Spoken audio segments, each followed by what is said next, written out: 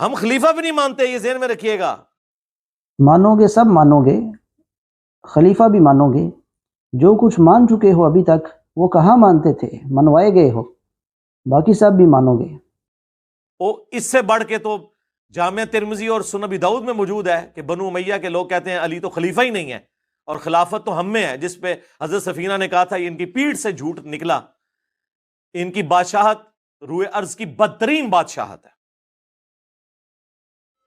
اور مسند ابی داؤد طیالسی اور مصنف ابن ابی شیبہ میں تو یہاں تک موجود ہے کہ یہ بدترین سخت گیر بادشاہ ہیں، اور ان کا پہلا بادشاہ معاویہ ابن ابی سفیان ہے۔ اور راوی حدیث جب حضرت سفینہ سے پوچھتا ہے کہ پھر حضرت معاویہ کیا ہوئے اگر خلافت 30 سال تک ہے، جب حضرت سفینہ کہتے ہیں ابو بکر کے 2 سال، عمر کے 10 سال، عثمان کے 12، علی کے 6، اور حسن ابن علی کے 6 مہینے بھی اس میں شامل ہیں، 5.5 سال اور یہ مل کے 6، ان کا معاویہ تو بادشاہ ہیں۔ اور مصنف ابن ابی شیبہ میں آیا کہ سخت گیر بادشاہ اور پہلا معاویہ ابن ابی سفیان ہے، یعنی حضرت سفینہ حضور کے آزاد کردہ غلام، وہ ان کو خلیفہ نہیں مانتے تھے بلکہ بادشاہ مانتے تھے۔ ہم خلیفہ بھی نہیں مانتے، یہ ذہن میں رکھیے گا۔ خلیفہ راشد چھوڑ دیں، خالی خلیفہ بھی نہیں مانتے، ملک مانتے ہیں۔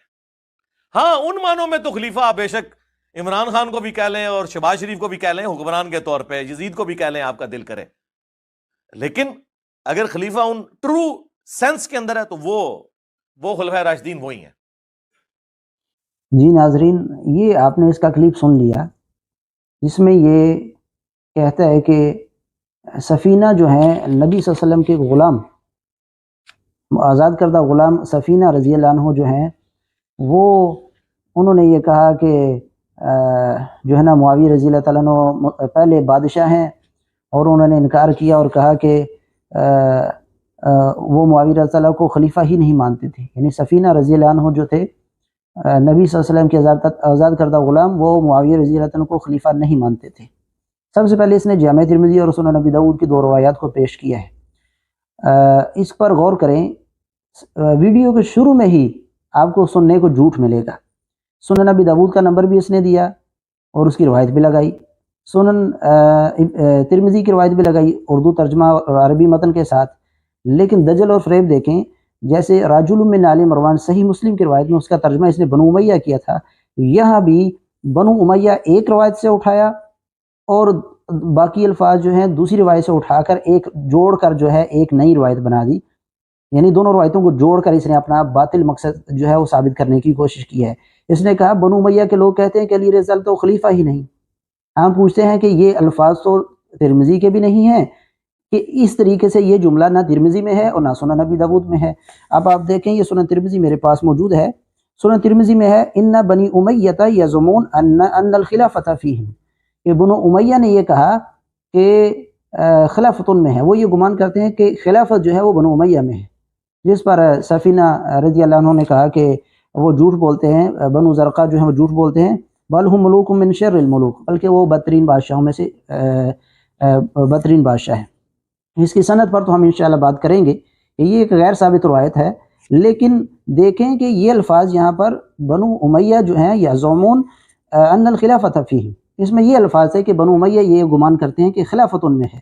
اس نے کہا کہ بنو امیہ کے لوگ کہتے ہیں کہ علی تو خلیفہ ہی نہیں۔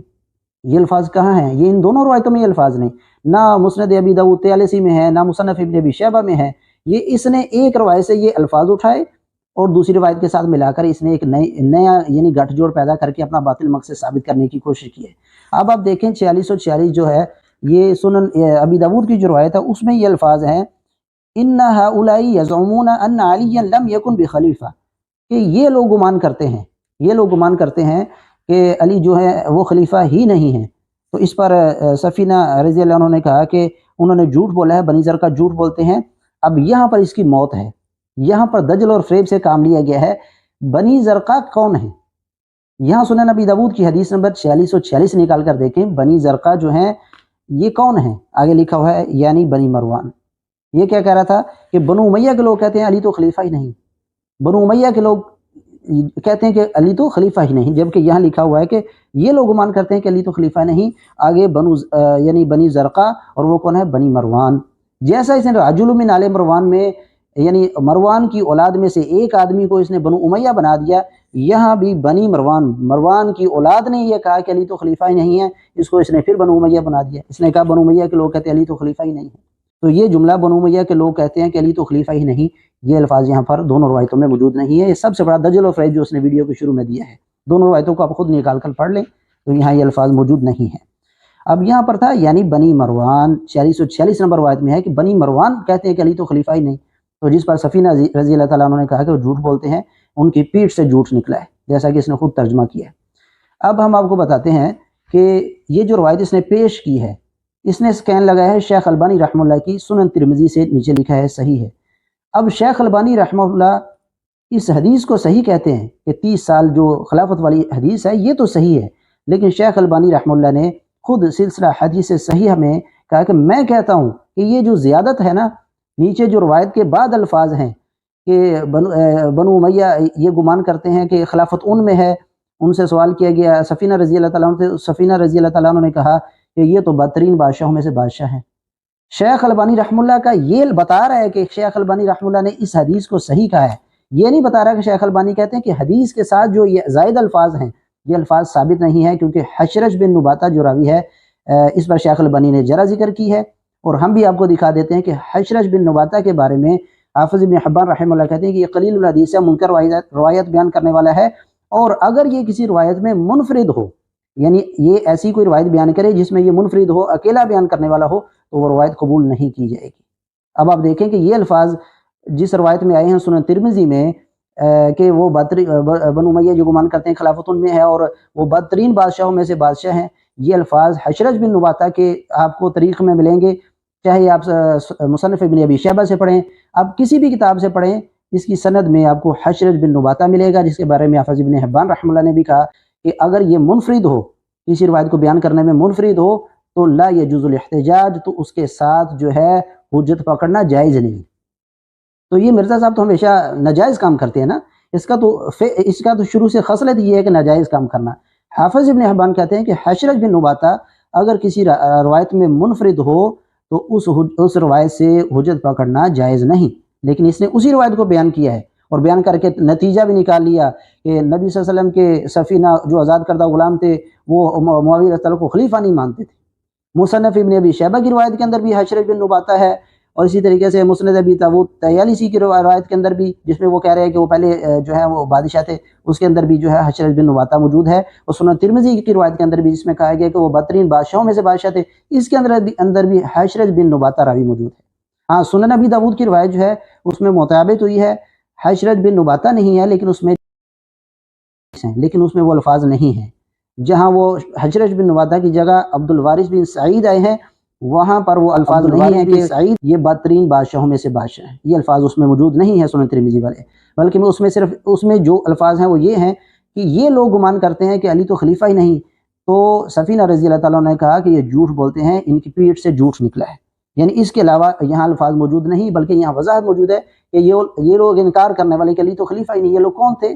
بنی مروان، یعنی یہ مروان کی اولاد میں سے کچھ لوگ تھے، جیسا وہاں پر تھا رجل من آل مروان کی اولاد میں سے ایک آدمی نے ایسا کیا، 6229 صحیح مسلم میں، اس میں بھی یعنی بنی مروان یہ گمان کرتے ہیں۔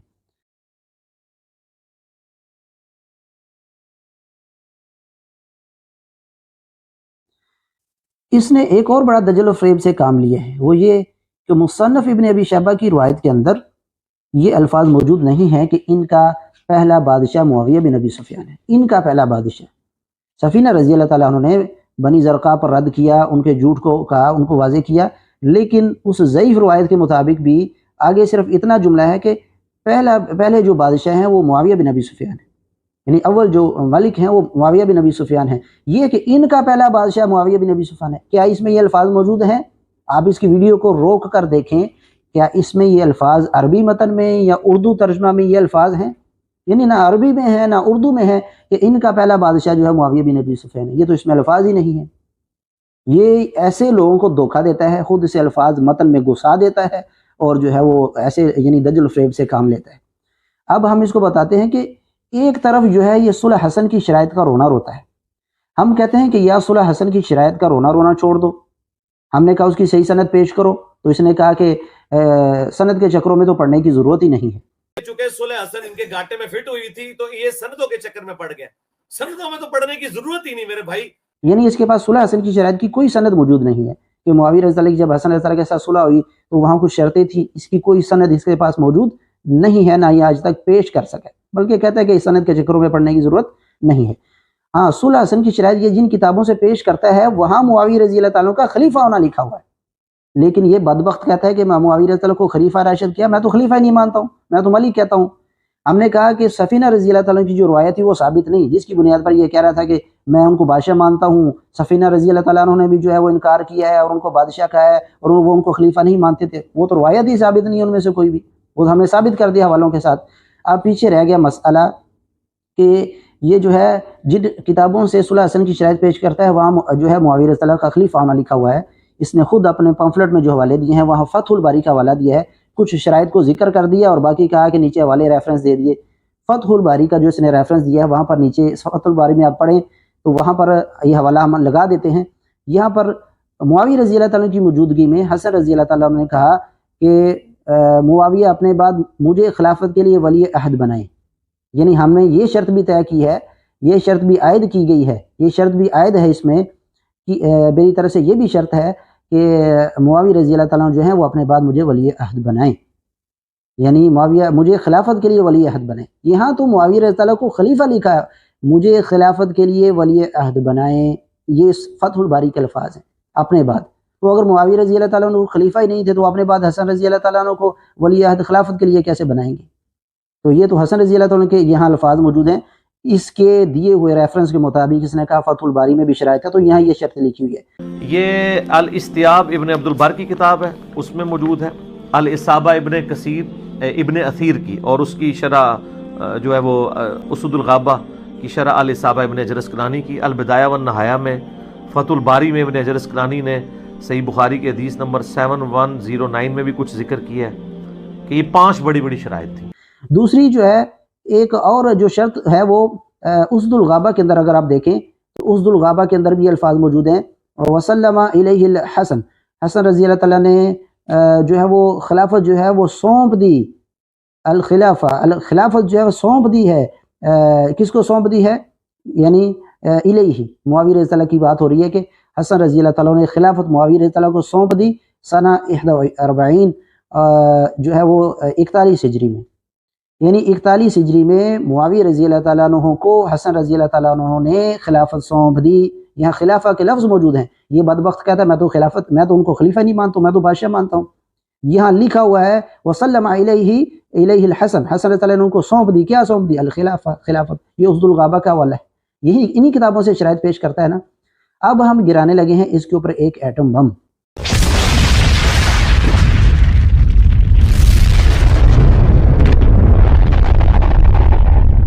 जिसके ये इसके गले की हड्डी भी है और ये इसके गाटे में फिट भी हो जाएगी अल्लाह की तौफीक और रहमत से।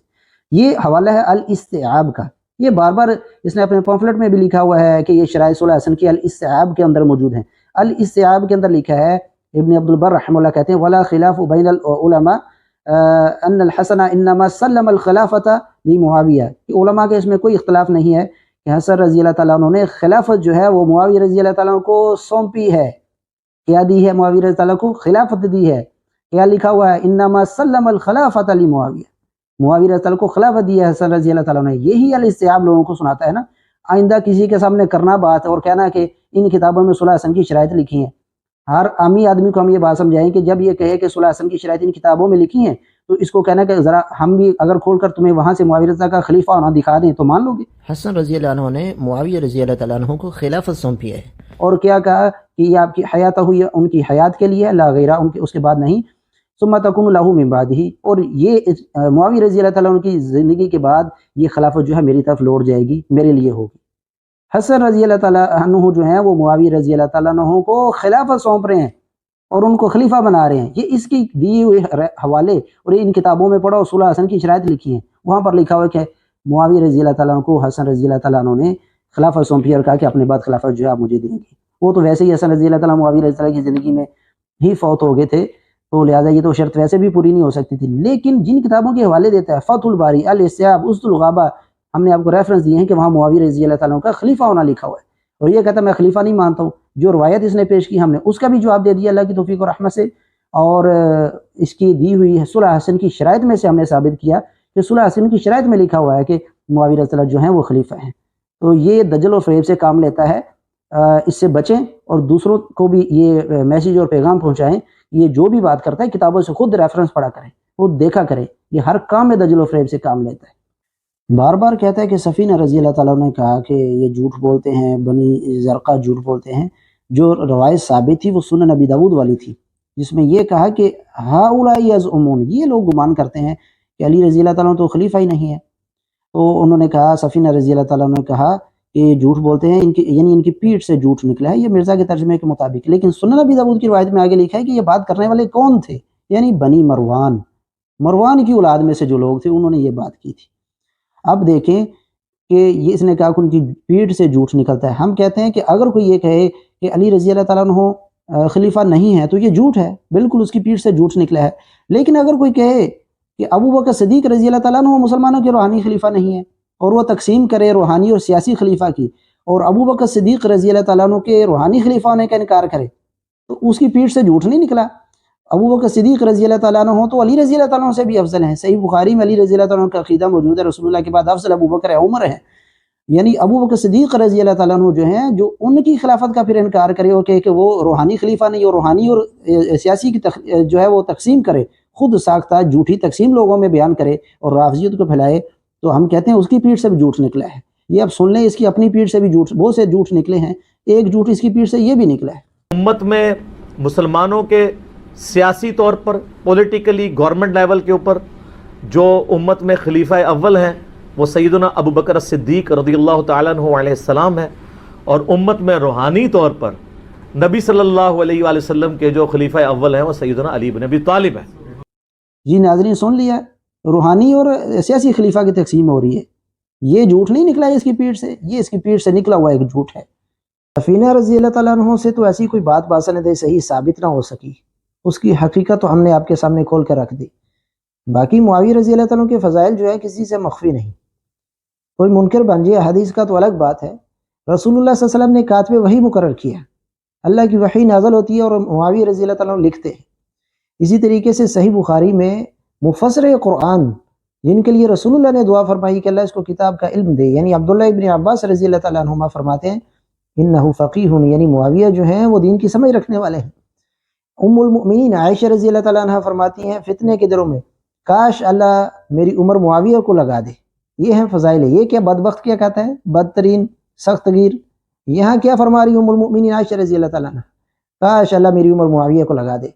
عبداللہ ابن عباس رضی اللہ تعالیٰ عنہما ہی ہیں جو قرآن کی آیت وَمَنْ قُتِلَ مَظْلُومًا فَقَدْ جَعَلْنَا لِوَلِيِّهِ سُلْطَانًا پڑھ کے فرماتے تھے وَإِمُّ اللَّهِ لَيَظْهَرَنَّ عَلَيْهِ معاویہ، کہ اللہ نے اپنے قول کی تصدیق کرتے ہوئے، اللہ کی قسم، اللہ کو معاویہ کو اللہ نے غالب کر دیا، کیونکہ اللہ نے قرآن میں فرمایا جو مظلوم کی حمایت کے لیے کھڑا ہوگا اس کے ولیوں میں سے ہم کسی کو سلطنت دیں گے۔ تو عثمان رضی اللہ تعالیٰ عنہ مظلومانہ شہید ہوئے تو معاویہ رضی اللہ تعالیٰ عنہ ان کے ولی بن کر کھڑے ہوئے، تو اللہ نے معاویہ کو اللہ کی قسم جو ہے وہ غالب کر دی۔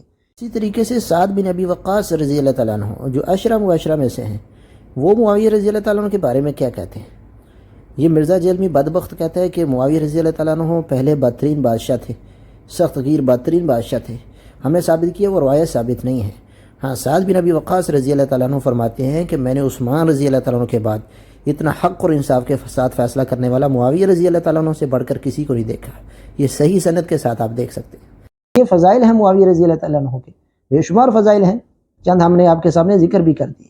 لیکن یہ رافضی کہاں مانے گا ان کو؟ یہ باسند صحیح روایت کا منکر، یہ تو بس بہانے ڈھونڈتا ہے کسی نہ کسی طریقے سے معاویہ رضی اللہ تعالیٰ عنہ پر طعن کیا جائے۔